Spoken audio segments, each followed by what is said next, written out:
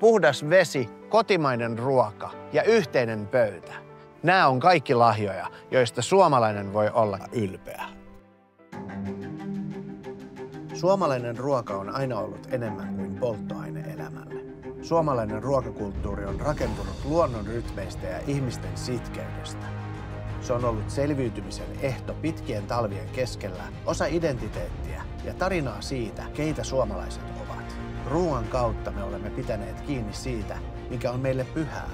Kun puhumme suomalaisesta ruoasta, puhumme samalla historiastamme, arvoistamme ja identiteetistämme. Tapaan matkallani ensimmäiseksi Mika Alafossin. Hän on 120-vuotiaan Atrian ruokatalon Suomen toimitusjohtaja. Tämä on sitä niin eteläpohjalaista peltomaisemaa, mutta aina se pitää olla tuo yläkerran kanssa väleissä. Kyllä. Ei se tule automatic tuolta, että se on nyt näyttää kasvustot hyvältä ja toivottavasti tulee hyvä kasvukausi loppuun saakka. Mutta se on ollut Suo, Kuokka ja Jussi, mistä on lähdetty, että joskus silloin vuosisatoja sitten lähdetty tekemään näitä peltovainia. Ei se ole niin itsestään selvää silloin sellaisena vuotena sitten, että mitä tuota pellosta tulee. Kun jos ei sieltä ole tullut, niin ei ole ollut ruokaa.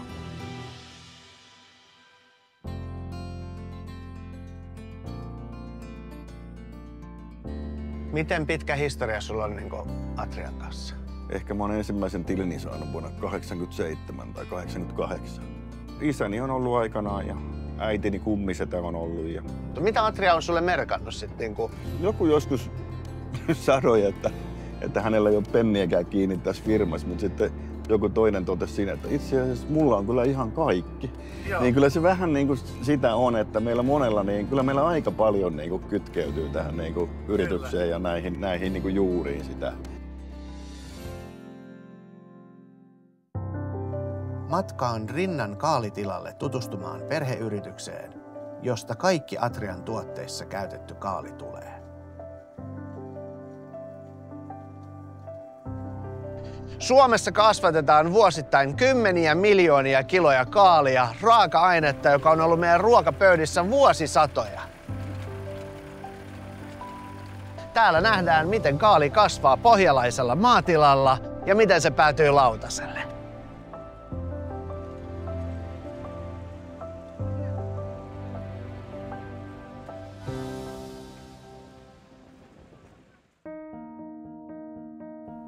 Ruokaperinteessä, jos mennään oikein paljon taaksepäin, se on pula-aikana meidät pelastanut. Kasviksilla on ollut tosi iso merkitys meidän ruokaperinteeseen. Kyllä se edelleen musta näkyy ruokapöydässä, mikä kaalista ja vihanneksista on.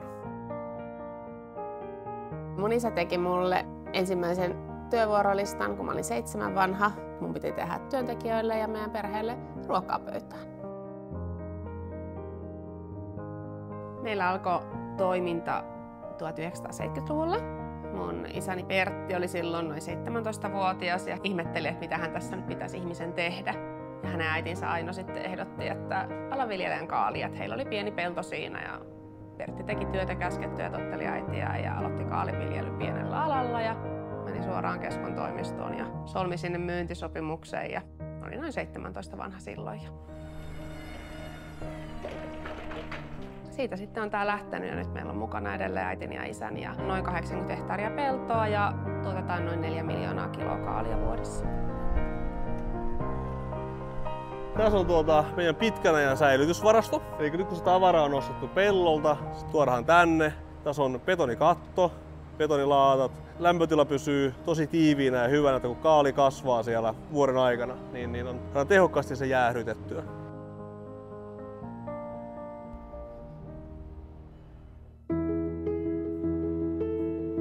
Meillä on niin vähän mitään saasteita tai teollisuutta, että meillä on puhtain pohjavesi, meillä on tosi vähän tuholaasia, että paikat, missä on tosi keskittynyttä viljely, missä on paljon vihannesteollisuutta, niin kyllä siellä on moninkertaiset ongelmat. Suomessa on routa, mitä ei tavallaan ajattelekaan, niin routa pääsee pureutumaan talven aikana sinne maahan. Se tappaa sieltä taudit, se tappaa sieltä etanat tai vastaavat, niin ei pääse syntymään tällaista kierrettä. Mä teen työkseni sitä, että muilla ihmisillä on ruokaa pöydässä. Ja se on puhtaasta luonnosta ja puhtaista raaka-aineista. Me tiedetään, mistä se tulee ja miten se tuotetaan. Suomessa mut tekee ylpeämmäksi suomalaisuus. Kaikki mitä se pitää sisällänsä, perheen, luonnon, se että me pystytään pienenä kansana olemaan liki omavaraisia, kunhan me yhdessä puhalletaan yhteen hiileen. Jotenkin tuossa kaalipellolla tajus, että miten vaatimaton, mutta sitkeä kasvi voi olla suomalaisen ruokapöydän peruspilari. Että jokainen kaalinpää on kuukausien työn tulosta, se on riippuvainen säästä, maaperästä ja ihmisten huolenpidosta. Ja siinä, missä liha usein vie huomioon, niin tällaiset raaka-aineet muistuttaa meitä kaikki siitä, että suomalainen ruoka on kokonainen kudelma eläintä, kasvia, luontoa ja ihmistä.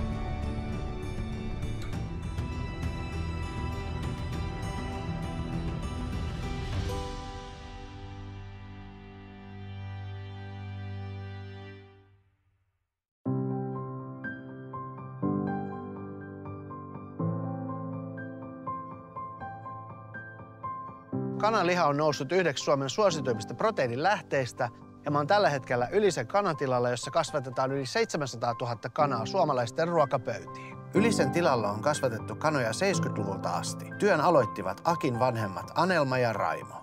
Mä oon syntynyt tähän maatilalle ja kasvanut täällä ja vanhemmat rupes puhumaan eläkkeelle lähtemisestä.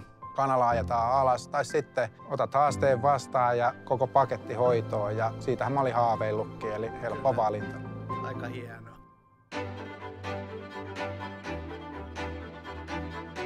Mikä on kaikista tärkeintä siinä, kun sä kasvatat kanoja, niin kanojen hyvinvoinnissa? Olosuhteet pitää olla linnulla koko ajan hyvät, vetet, lämmöt, kaikki mahdolliset. Se on se kokonaisuus, joka ratkaisee ja se bioturva, joka on koko ajan läsnä.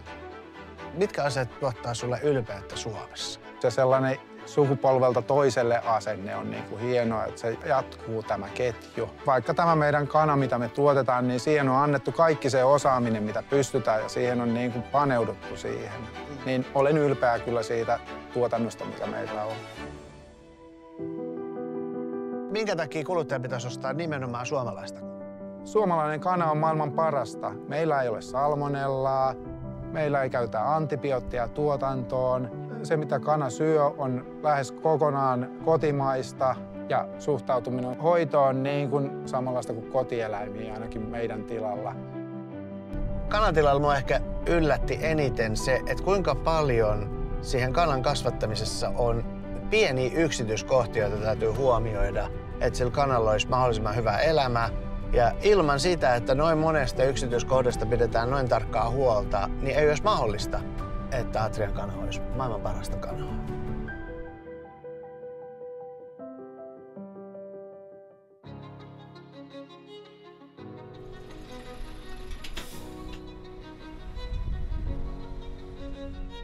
Tämä on Atria Finlandin ruokatehdas Nurmossa. Atria työllistää Suomessa yli 2500 ihmistä ja tässä tehtaassa he tekevät ruokaa kansakunnan arkeen. Suomalaista laatua, joka kantaa luottamuksen sertifikaattia. Tämä ruokatehdas tuottaa päivittäin yli 500 000 kiloa ruokaa suomalaisten pöytiin.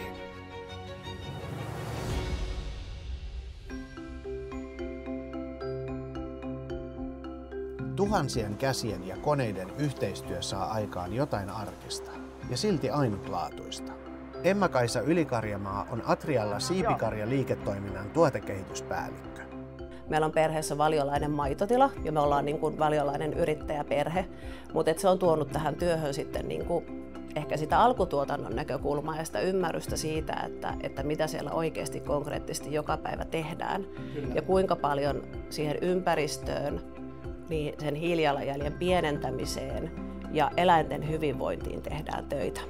Ja kun sen näkee konkreettisesti, kun ne omatkin lapset niitä lehmiä hoitaa, juottaa, tietää ne nimeltä ja käy tervehtimässä ennen kouluun menoa, niin sitten ymmärtää, mitä se perhetila todella on. Että se ei ole vain mainosteksti tai niinku korulause jossain, vaan sen näkee oikeasti läheltä, että mikä se sitoutuminen siihen on.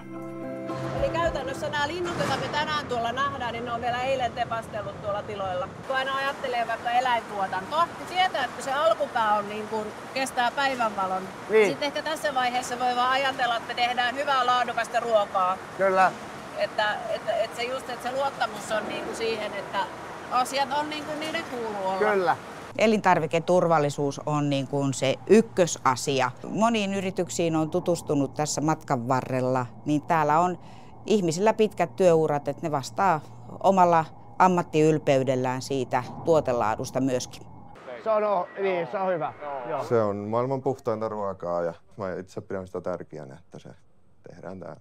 Kyllähän me pyritään tehdä sitä laatua ja vuosien kokemuksella alkaa asiat tulemahan tuolta selkärangasta. Tämä on tietyllä lailla oma ideologiansa tämä Atria. Aatteellinen juureva yritys. Meillä on täällä tiettyjä rutiineita, millä me aloitellaan aina aamua.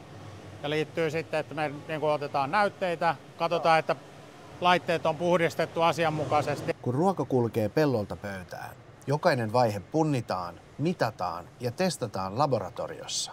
Täällä varmistetaan, että se mitä kuluttaja syö on aina turvallista. Onko se puhdas? Joo. Siinä ei ole mitään? Se on kunnossa. Okei. Ja jos siinä on jotain, niin sitten se putsataan nyt ennen kuin se alkaa. Kyllä. Mä oon Johanna Haavisto ja mä oon laboratoriopäällikkönä täällä Atrialla. Mä koen, että mä saan olla tosi tärkeiden asioiden kanssa tekemisissä. Pääsee tekemään töitä sen elintarviketurvallisuuden puolesta. Ja me tehdään yli 100 000 analyysiä vuodessa, eli näytemäärät on isot.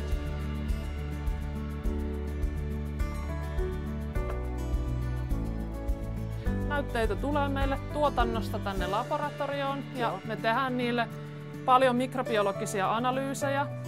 Ja tämä mikrobiologinen näyte lähtee tuonne seinän toiselle puolelle analysoitavaksi ja sitten tämä salmonella-näyte lähtee meillä patogeenilaboratorioon. Okay.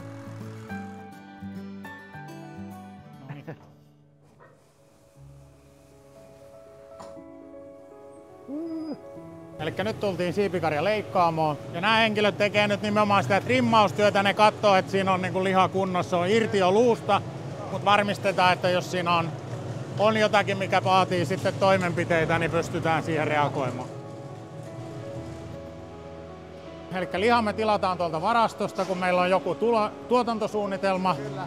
Ja ruvetaan maustamaan sitten meidän ohjeiden mukaan. Tässä on suolaaminen prosessivaiheena.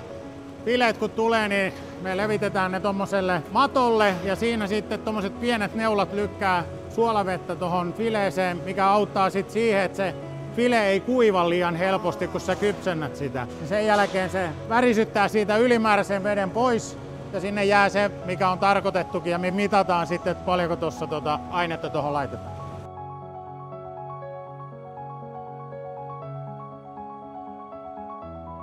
Eli tää on nyt siis pakkaamon puolella? Tää on pakkaamo. Täällä tuotteet pakataan ja sitten ne oikeastaan silleen valmiita, mitenkä kuluttaja ne löytää kaupasta. Ensin on punnitusvaaka, punnitsee, että rasia on oikean painoinen ja lopuksi robotilla ja robottilaatikoisen.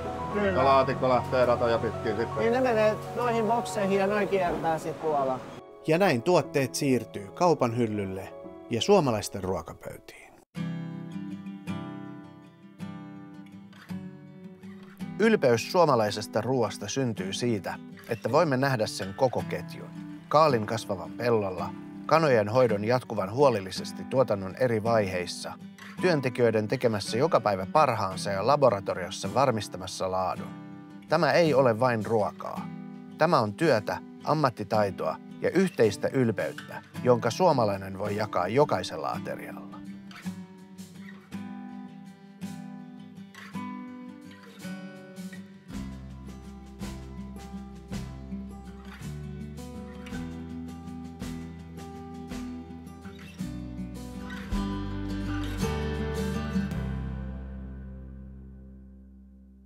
Kovaa työtähän se tämäkin vaatii, että ei se niinku itsestään päädy se liha sinne kauppaan tai mikään muukaan lopputuote kotimaan ruoantuotannosta. Että se ei ole niinku itsestäänselvyys, että se siellä kaupasta löytyy. No nyt on kunnon keskiaikainen fiilis. Haarniska päällä.